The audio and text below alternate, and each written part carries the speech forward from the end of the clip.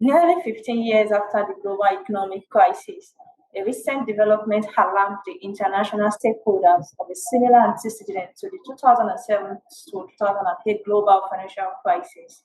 This is the crackdown on some banks such as Silvergate Bank, Silicon Valley Bank, and Signature Bank, which collapsed in March 2023. Islamic finance is a growing part of the financial sector in the world, which the concept is not new in the financial sector. One of the important is to manage the risk and return policy and implement this policy in order to get better results. The major question that arises here is how to overcome or manage the risk in Islamic institutions. Good morning, viewers, and welcome to another episode of the Trust Auto Higher Learning Series. In this episode, we'll be talking about tools to manage risk in Islamic product structures.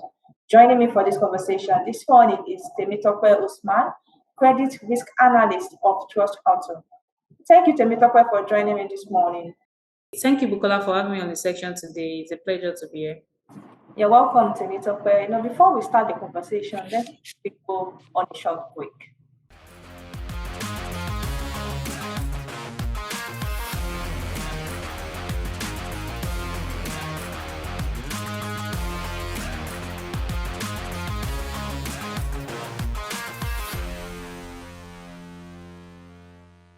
Welcome back. If you are just watching us or just joining us today, on this episode, we'll be looking at tools to manage risk in Islamic product structures.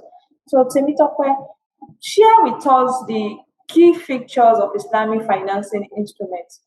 So when we are talking about Islamic finance, we know that Islamic finance rests on the application of Islamic law, Sharia, and whose premises are from the Quran and the sayings and practice of the Prophet Muhammad Sallallahu Alaihi Wasallam.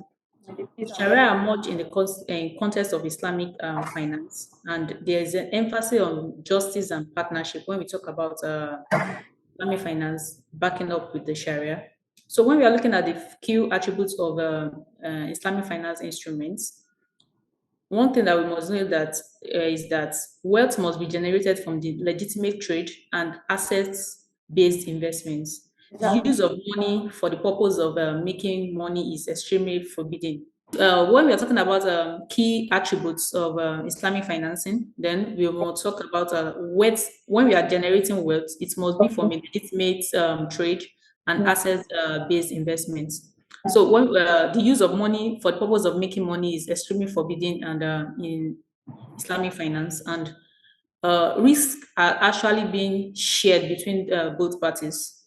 Also, when we're talking about Islamic finance, it's not only to just like financing, it has to be something that has social and ethical benefits to a wider society beyond getting a return. Sure, you understand. And also, when we are talking about Islamic finance, any activity that has to be with haram activities should be clearly avoided. Okay. When we are talking about Islamic, so these are all the key attributes when we are talking about Islamic finance. They must all be Sharia compliant. The key word here is Sharia. Sharia compliant, yes, Sharia. When we are talking about Islamic finance, then we are talking about Sharia compliant financing. Islamic bank provide finance. They earn their profits through other means, not only from the receipt, because interest is not allowed in Sharia. So they earn their profits through profit sharing relating investments, in the asset they are financing, or through a fee that they earn through the service they provided in the course of the transaction. So all Islamic finance instruments, like we have the Murabaha, the Mudaraba, the Musharaka, the Istisna, the Ijara, all these key features that I've mentioned above are embedded in the instruments. So anything that we are doing that has to do with all these Islamic finance instruments, all this that I've mentioned above must also be attributed to it. So they have to be Sharia compliant. That's the word Sharia compliant is the key features when we are talking about Islamic finance instruments. Thank you very much, Temitope. As you said, wealth must be generated from legitimate trade, and asset-based investment. They must be Sharia compliant. Investment must have a social and ethical benefit, just for a wider society, and risks should be shared. So according to what they must be Sharia compliant. Thank you very much for that. Well, what are the tools to manage risk in Islamic product structures? Okay, thank you.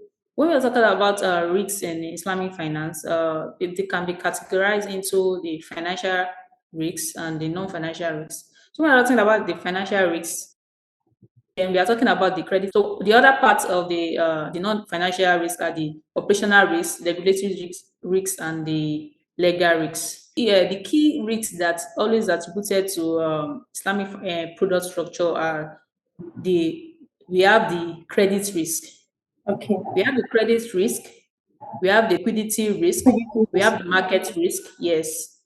So when we're talking about credit risk, credit risk is when it is the risk that is when the counterparty fail to meet the obligation timely or fully when in accordance with the agreed terms. The tools that should be used to manage credit risk is that there has to be like a pledge of assets as a collateral. There has to be a third party guarantee. There has to be a first and second charge on the assets. There has to be a takafu in place. There has to be a Amish Judea in place. So in case the client is unable to fulfill his obligation as at when due, then we can have something to like a sort of to fall on. So these are the things that can be used in order to mitigate a credit risk. So when we are talking about market risk, in market risk, there has to be a binding promises, like something that will bind both parties together. And there has to be a takafu for the asset, and there has to be a parallel contracts. That one is kind of it can be permissible and it cannot be permitted. It depends on the structure of the transaction that is being done at that time. Yeah. So all these tools, in order to mitigate the Islamic product structure, must be in place because credit risk is one of a big risk that Islamic finance faces more, because the creation of the asset has to match with when the repayment is coming in order to fulfill your obligation to those that has invested in the transaction as at that time. So a credit risk is something that you shouldn't take with levity when we are talking about in Islamic product structure. I like the fact that you highlighted those points, from credit risk, liquidity, market, and the legal part. And, when we talk about Islamic financial institutions, Sharia risk is probably the most prominent and most important risk of all risk that Islamic financial institution confronted with. And failure to comply, with Islamic law is a major source of reputation risk. Yeah. Well, thank you very much, Temitope, for Thank you. the presentation on the tools to manage risk in Islamic financial products. And that brings us to the end of this conversation. Have a great day and bye for now. Thank you, Bukola. You're welcome.